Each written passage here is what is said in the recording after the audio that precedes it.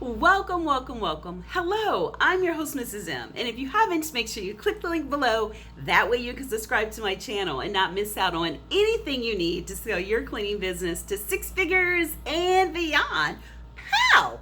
So in today's video, I am going to go back to one of my favorite subjects, which is getting that mindset right, how to have and what you need to have a mindset of a six-figure cleaning business boss.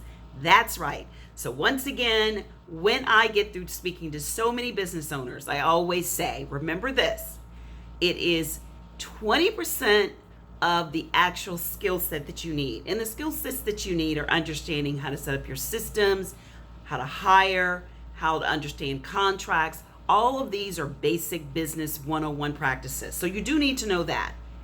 The other thing you need to make sure you understand is getting the mind right. You can run around and get all this information and never do anything with it. So I want to say, if you are really looking at scaling your business to what? Six figures and beyond, pow, then start with understanding, gathering the basic skills for really scaling your business, not a side hustle, which there's nothing wrong with that.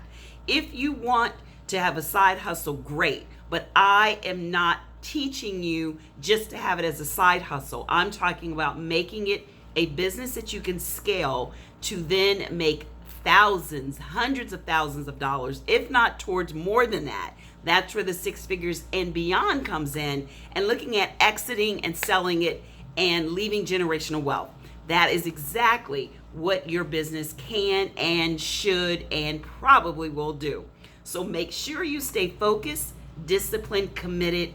And if you want to learn more, then make sure you sign up for my free masterclass where I go into what you need to do to scale your cleaning business to six figures and beyond. How? I go into the blueprint that I actually use step by step, and you can make sure that you join me and learn the same thing. So until next time, be safe and take care. Bye-bye.